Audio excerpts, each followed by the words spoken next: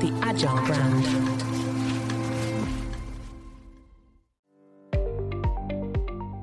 Welcome to the B2B Agility Podcast, where we look at the factors that drive success in B2B marketing, with a focus on the people, processes, data, and platforms that make B2B brands stand out and thrive in a competitive marketplace. I'm your host, Greg Kihlstrom, advising Fortune 1000 brands on MarTech, marketing operations, and CX, best-selling author and speaker. Now let's get on to the show.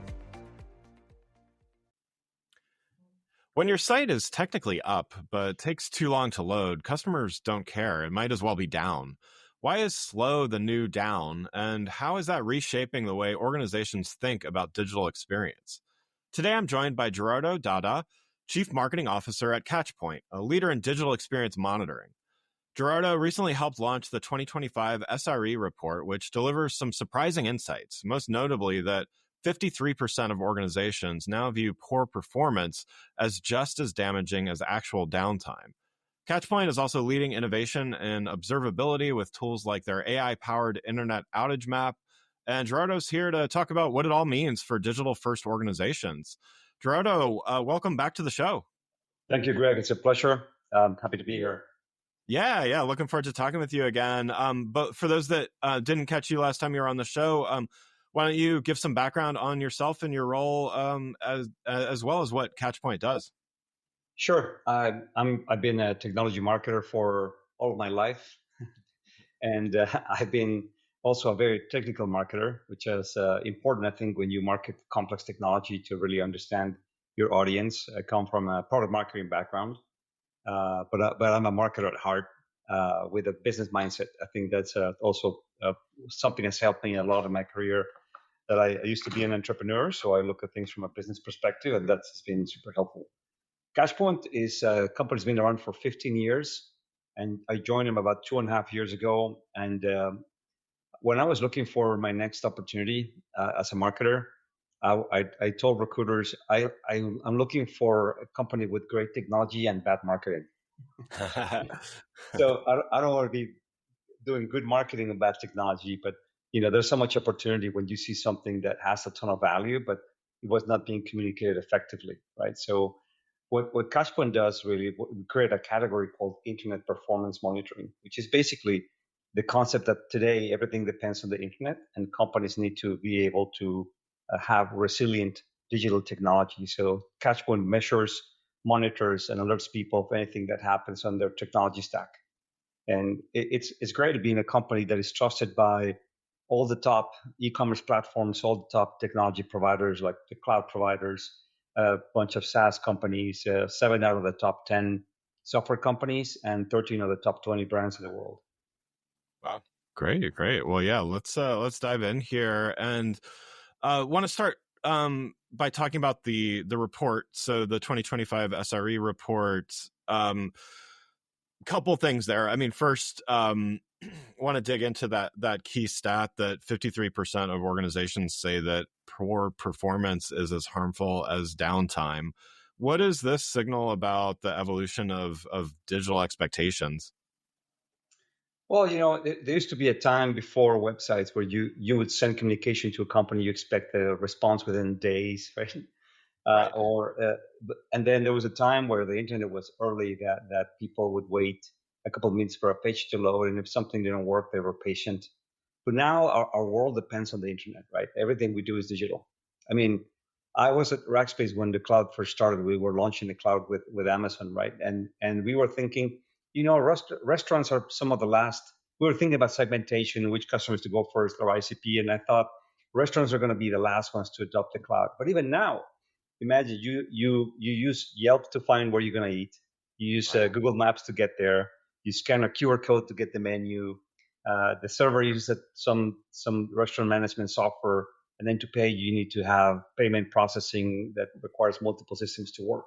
So if the internet is down, you can't go out and have a good dining experience, right? So it's really our entire lives depend on the internet, and that's why some years ago, people would be okay with a website loading in 7 seconds. Now, the expectation is it's going to load in under 3 seconds, right? Google has made it for a long time part of what they call the core web vitals. That is basically how they measure the technical capabilities of a website that are taken into account for SEO, because they know that it's not, people are not patient anymore. Like, Yeah. even think about today, right? Like we all use different LLMs, right? And I'm playing with, every time I have like, hey, I need to summarize this article, I hyper rewrite this. I have a Copilot, Gemini, and Perplexity. Those are three I use. And I go put the same prompt in one, put the same prompt in the second one, put the same prompt in the third, go back to the first one. This is only like a second later. And if it's still thinking about it, it's like, oh, it's broken. Close the window. Right. Done. Right? Right. Like, Yeah. that's it. Like, it's so simple nowadays that if something doesn't work, you switch to something else, right? I need to buy a new set of speakers. I'm going to put them on this on the ceiling in my house. And I go to Best Buy, type in the speaker model. After 2 seconds, I go like, what's going on? At 3 seconds, close the window, go to Amazon. You've lost me. Done. And by the time I've done that twice, I'm not going back to bestbuy.com, right? So it's critical. The point is, like, if your website or your digital experiences are slow, then it's just as good as if they're not working at all. Like, I was looking at a Salesforce research report that interviewed a couple thousand people. Digital banking experience is the number one reason today why people switch financial institutions, right? Mm, I So if believe it. your bank application is slow, you're trying to send money to somebody, you're a company, you're trying to pay your employees, or I'm trying to pay the guy who's going to install my speakers. If my experience is slow, I cannot log in, or it takes me a long time, it's what Gartner calls digital friction, then I might think, like, maybe I need another bank that actually can make my life easier. I don't have to be waiting 3 seconds on the app. Sounds ridiculous, but that's the reality. Yeah, no, it's true. And I mean, I think this is where it kind of cuts both ways, right? Because, the subscription model that a lot of businesses have moved to make it easy to switch. Even in banking, it's not quite, as easy as signing up for a subscription, but it is easier than ever to switch banks. And yet poor digital performance also gives a reason to switch easier than ever. And so it's I would imagine that the friction, there's friction, but there's also, it's easier to change vendors, or it's even just to use the restaurant example, very easy. You're hungry and the menu doesn't load quickly enough, you're not going back to that restaurant. Like, if it's a QR code, like, you're hungry, you're whatever, you're hangry, whatever, and like, that's a bad experience. Or the reservations don't load quickly enough in the first place and you never show up there. So Correct. definitely a lot of implications, from a business consequence. I mean, is things like switching and sales, I mean, what are the kind of the breadth of business consequences that companies are facing, from this poor experience? Well, so it ranges from the catastrophic, like you can imagine, you can remember probably what happened 3 years ago when Facebook Meta was having a problem in the internet. It was a technology called BGP that honestly I didn't even know that existed. It's something that's basically like the zip code system of the internet. And a company the size of we are actually talking to the health division of a university who's monitoring their BGP. Is like checking email deliverability. The same thing. It's just like all internet goes through that zip code system. So Meta was one of those companies that thought, like, maybe this is not that important. Nothing has happened in the last few years, so we're okay, right? Right. Until it Right. didn't, and Right. then everything crashed. Like, there was a day where for 8 hours nobody was able to access Instagram or Facebook or what was the other one? Facebook, Instagram, or WhatsApp, right? Everything was down all over the world. It was all over the news. And the company lost hundreds of millions of dollars in revenue, which was very clear because, as an advertiser, um, people browsing is your inventory, right? So if nobody browses for a day, you lost all that inventory and the ability to serve all those ads. You lost all that revenue forever, Yeah. never coming back. But also, they lost a lot of trust, right? So they were competing with other properties like Snapchat, I think, at the moment, and TikTok and others. And if you're frustrated because you cannot post online, or you're an influencer and that's your livelihood, you start thinking about alternatives. And that's why we say it's a board level impact, right? Because it went all the way to the board. Well, now Meta is one of our customers, and they are doing all the right monitoring for the systems globally. So that's one extreme. We have other examples like, I don't know, Southwest Airlines, people not being able to get home on the holidays because there was something wrong with the digital systems. Right. And on the other side is what I call the paper cuts. We were working with a large computer manufacturing company, also based here in Austin, who has thousands of salespeople, and the salespeople are complaining all the time. So this is internal users, right? Like, hey, we cannot access Salesforce, or and so when we found the problem that they were having, and you save 10 minutes a day to 5,000 employees every single day times 300 days a year, that's a Yeah. ton of money in wasted time, wasted frustration, right? And Yeah. so from a customer perspective, it can be as simple as, look, there's a we were started working with a company, a hosting company in Europe that serves the entire world, and they said, like, once we installed your system, we didn't know, but there was an area of France where we have a problem in our routing technology, and nobody in that area of France was able to visit any of the websites that we have. Oh wow. So the companies, their customers, but you have an e-commerce store or website, they were hearing occasionally, hey, your website is down, right? And you hear from one or two people, and they call the host like, no, everything's good, right? But we know that every time like there's 3 people complaining, there's like 50 behind them that don't complain, right? Like in my example, I'm not gonna open an incident with Copilot or Perplexity because it didn't load in 3 seconds. I just go and use something else, right? Right. Right. So you hear 5 people complaining. People say like, no, everything's good. Must be user error. Must be the internet. Their home is down, or those guys don't know what they're doing. Like, it's the typical response from IT. And it's paper cuts, right? Because you have a lot of those things. We found one of the largest sneaker companies in the world. They were having a problem with, they were not selling enough shoes, and we found out when they deployed our technology that the buy now button or the add to cart button was not rendering on something like 20% of the pages. Oh And if wow. there's no buy now button, like, again, very, very difficult to diagnose, but it's just, they lost 20% of their sales.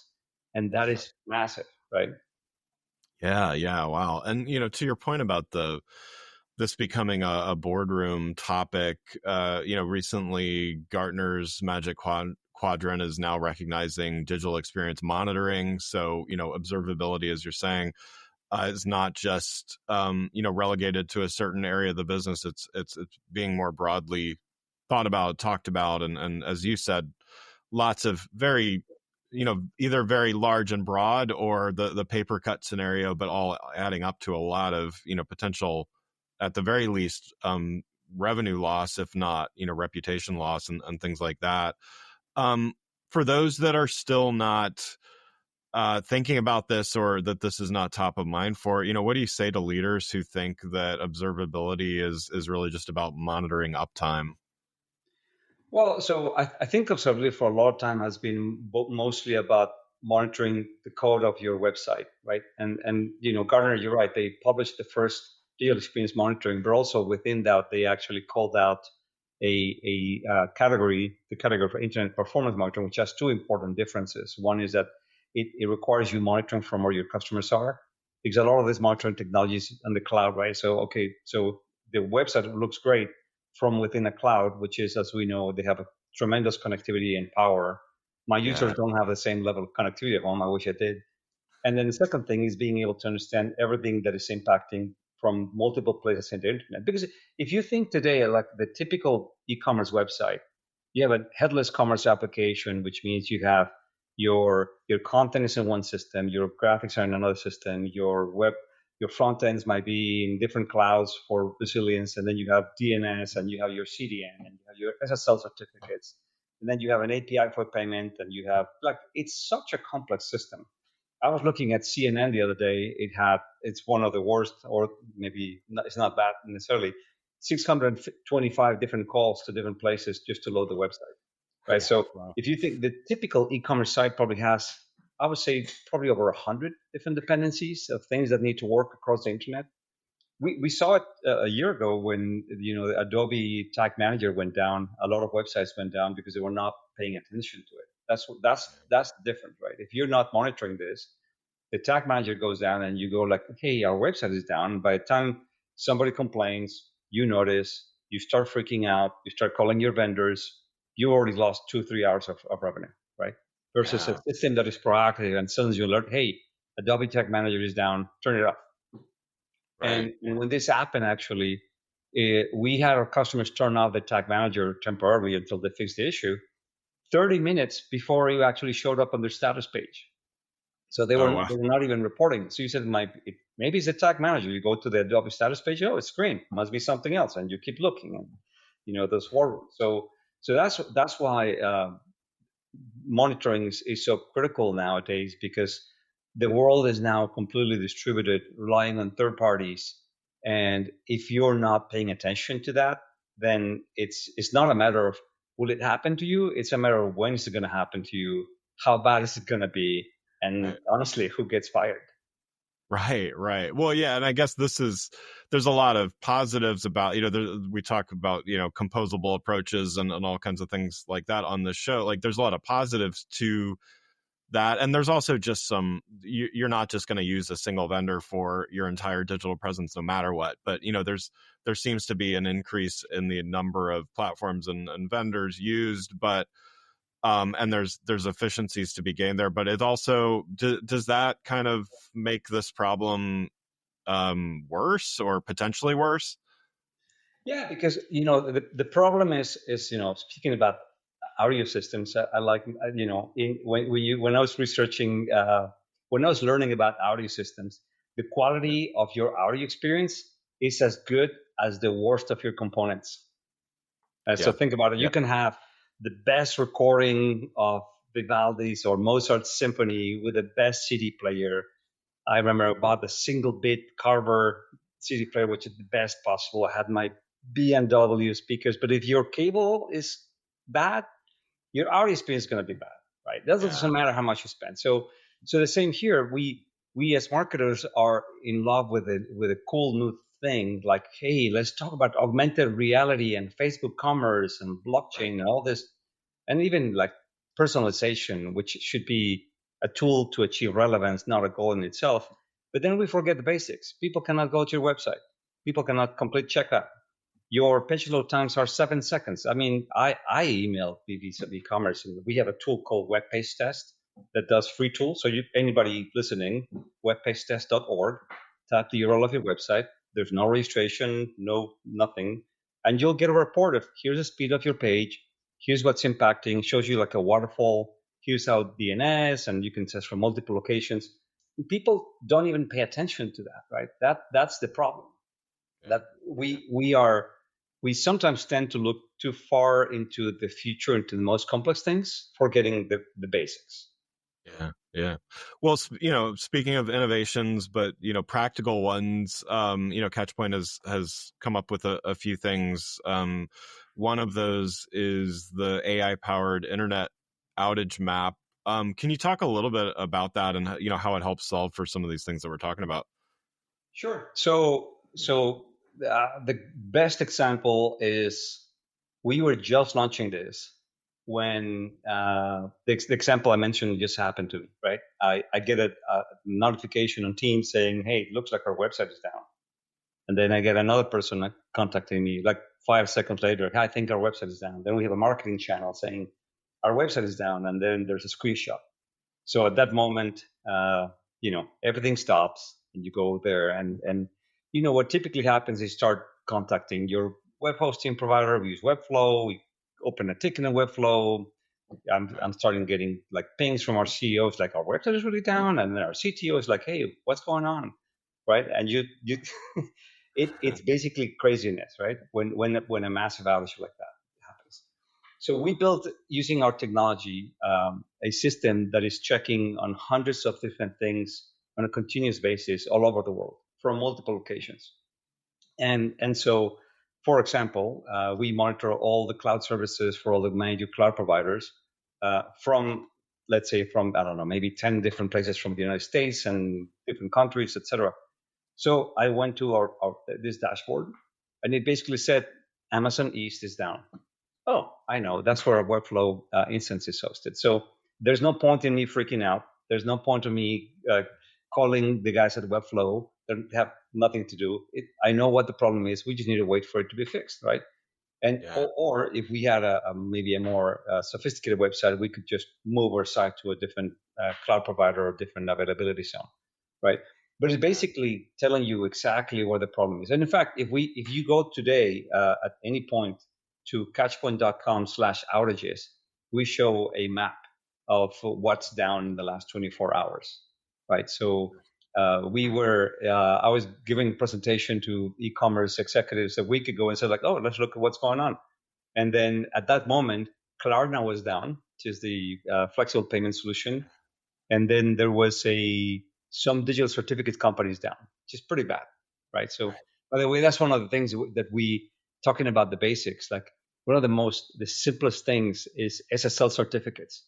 Your SSL certificate on your site expires, your site is down for 24 hours. Like you're done, and it's such a dumb thing, such a simple thing. But the problem is we see it happen for multi-billion-dollar brands all the time. In fact, there's a very large brand for which we monitor 25,000 SSL certificates at the moment. Every single day, we check on them, expiration dates, etc. Right? So it's just another example of how simple things can go bad very quickly. Yeah, yeah. Oh, So, and by the way, Greg, oh, I forgot to yeah, mention the nice thing about this AI thing is that we're doing billions of tests all the time, and just because something fails one time doesn't mean it's down. Right? So we use like, okay, let's test it from another location. What is the trend? How was this last year? How bad is the response time? And we use different algorithms to check like, yeah, it looks like there's really a problem with this. It's not just a one-time thing, right? That's where the AI comes in. And then we yeah, have something that's called root cause identification. So for our customers, where we map the entire experience from the end user, DNS, their front-end servers, their APIs, their cloud providers, all the way to the back-end code, we use AI to detect, okay, what has changed from the normal status of the system, and what is most likely the root cause of the problem. So we might tell people, look, this part of your website is down, and we think it's an origin server on Amazon that went down that you need to restart. Right? yeah. Well, and from my experience and perspective, at least, the root cause analysis part of this is incredibly helpful. And, because otherwise you've got, if this is a major provider that's down, let's say, then you've got countless companies that are all literally trying to do a root cause analysis on their own, and with probably varying skill levels and access to tools and everything like that, instead of being able to, I mean, to me, this is a great use of AI, is like use this and help a lot of people figure this stuff out and save a lot of emails and inquiries and all that stuff, so that either they can do something about it, to your earlier point, or just know what the problem is and wait for it to get resolved, right? Yeah, exactly.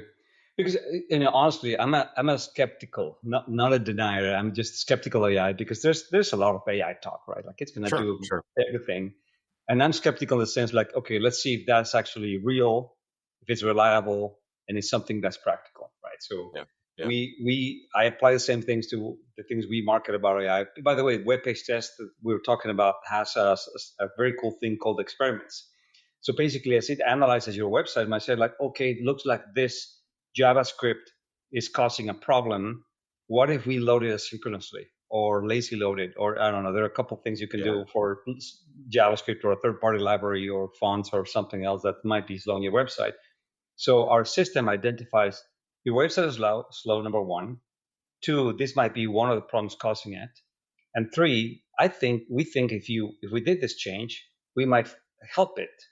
So let's yeah. run that experiment. So basically clone the website, apply the change on the clone, Oh, wow. run the test again, and tell you what's the actual real world impact of that change without you having to do anything, right? You don't need to call the web team. Nobody needs to make any changes. So you can play with multiple changes, run these experiments, guided by, they're run by AI, but you're guiding which experiments you think you want to run based on your particular situation. And it tells Yeah, you, look, I've seen it very often. Like I pick two or three things, like, okay, that increased page load time by 1 second. That's a no brainer. Now you go to your team and it's like, look, if we do these three things, which oftentimes they're super simple, our page load time will be improved by 1 second, and our core web battle score, our lighthouse scores are going to improve by 30%, yeah, which improves yeah. your SEO, which improves your business, right? Right, right, and you don't have to spend all the time. You're running virtual scenarios. That's amazing. Well, I guess along those lines, as we kind of wrap up here, I want to ask you a couple things. But first, what do you see as what's coming up next? What do you see as the future of digital experience monitoring? It sounds like some of the AI things that you've mentioned certainly are going to help and tremendously. But what do you see digital experience monitoring looking like in 2025 and beyond? One thing that I think is going to be very transformative is the concept of an XLO. We have, especially in technology, when you work with a vendor, you have an SLA, right? Like, hey, I'm gonna hire this again. Yeah, I was at Rackspace. We would offer 100% uptime SLA, Yeah. and that's great. It's a very technology centric, very system centric, right? The concept of XLO is an experience level objective. So imagine if you're a bank and you say like, I want my users to be able to log into a bank, make a payment, and log out or finish the transaction within 10 seconds from a mobile device anywhere in my top 10 cities in the United States. Yeah.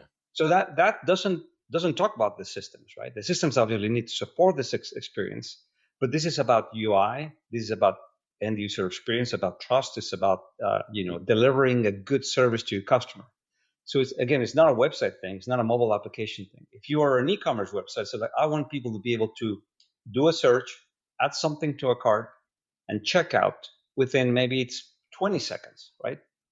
And the thing is, we can simulate that transaction with something called synthetic monitoring, which is basically like a secret shopper. For many of our best brands, we do that from multiple places around the United States every 5 minutes. And then we report on this experience score. And then you have this, and again, this is nothing about buying Catchpoint. You can do this in other ways, right? I think companies need to have, in technology, a lot of people have like a SOC, Security Operations Center, a NOC, right, Network Operations Center. I think marketers, we need to build a DOC, a Digital Operations Center, because everything is digital, right? Like, okay, if you're a bank, how are my ATMs? How are my branches? How's my mobile app? How's my website? How are my APIs that connect to all these things, right? If these are the experiences that are the lifeblood of my business, what is the experience I'm delivering, measuring these XLOs? How am I doing as a business and delivering these digital experiences? And then being able to see all this in a digital operations center. To me, that's the future of digital, right? Because again, in the past, your website might be 5% of your sales, and we see every year everything in our lives is becoming more and more digital, and it's only a matter of time until we get there. Nice. Yeah, yeah, agreed. Well, one last question for you. Before we wrap up here, I like to ask this to everybody. What do you do to stay agile in your role, and how do you find a way to do it consistently? I think when I interview people, I ask them about what are the habits they have to become to get stay up to date. Because it's not about, hey, I took this course or I went to a conference. You need to build habits that you do all the time. Like, I'll give you an example of a habit. When I started working for Rackspace, I live in Austin and Rackspace in San Antonio. I said, like, I'm not going to waste all that time driving, making phone calls to my friends or listening to rock music, which would be great. I'm going to only listen to audiobooks. So since that time, since 2010, every time I get on my car on my own, I only listen to audiobooks. So I've listened right now to, I think my count is 450 audiobooks in the last 15 years, right? Yeah. It's a habit, right? I just do it naturally when I get in my car. I don't even think about what music, it just Audible pops up automatically, right? Yeah. So I read a lot on paper as well.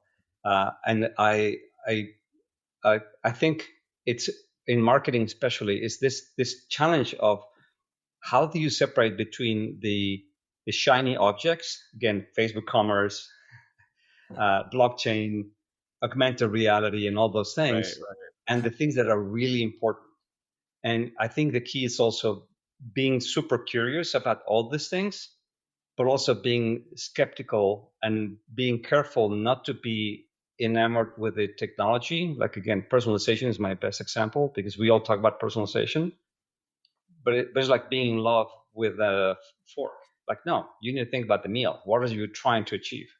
Like the goal is not to personalize stuff. The goal is to make it better for users, to make it more contextually relevant, to make it more useful for them to find the information they need. If you understand that, then you may use personalization as a tool, and that guides your personalization efforts versus personalization as an objective. Like let me add the best personalization technology on my website. So Yeah. that to me is that being curious but being skeptical. So being practical and not forgetting the basics, like what's really important for our business, and making sure that it's all connected behind that strategy of what is experience and the message that we want to deliver to our customers. Yeah, I love it. Well, again, I'd like to thank Gerardo Dada, Chief Marketing Officer at Catchpoint, for joining the show. You can learn more about Gerardo and Catchpoint by following the links in the show notes. Thanks again for listening to the B2B Agility Podcast. If you enjoyed the show, please take a minute to subscribe and leave us a rating so that others can find the show more easily. You can access more episodes of the show at www.b2bagility.com. That's b2bagility.com. While you're there, check out my series of best-selling Agile brand guides covering a wide variety of marketing technology topics, or you can search for Greg Kihlstrom on Amazon. Until next time, stay focused and stay agile. The Agile brand.